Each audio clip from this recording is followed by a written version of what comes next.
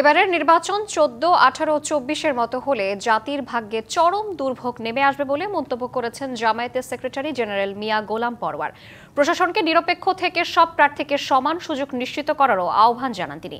সকালে খুলনা 5 আসরে জামায়াতের নির্বাচনী মোটর শোভাযাত্রার আগে পথসভায় এসব কথা বলেন গোলাম পরওয়ার।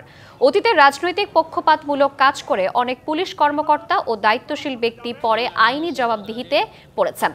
অন্যায় করলে কারো পালানোর পথ খোলা থাকবে না হুঁশিয়ারি দেন জামায়াতের সেক্রেটারি জেনারেল। নির্বাচনে কালো টাকার প্রভাব বন্ধের আহ্বান জানিয়ে তিনি আরো বলেন, যারা শত কোটি টাকা খরচ করে নমিনেশন নিচ্ছে তাদের উদ্দেশ্য সৎ নয়। মোটর শোভাযাত্রাটি খুলনায় 0 পয়েন্ট থেকে শুরু হয়ে খুলনা সাতক্ষীরা মহাসড়কের কইয়া বাজার, ডুমুরিয়া, শাহপুর, দমোদর হয়ে ফুলতলায় গিয়ে শেষ হয়।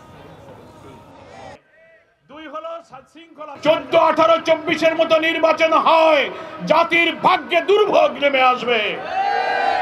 ভোট কেন্দ্রগুলো পাহারা দেবেন আগে যারা দলের পক্ষে কাজ করেছে, সেই ওসি, পুলিশ, এসপিরা সব পালিয়ে গেছে, তারা এখন ট্রাইব্যুনালে হাজির। আপনাদের বিরুদ্ধে যদি সেই অভিযোগ আসে, আপনারা কিন্তু এবার পালাবার পথ পাবেন না।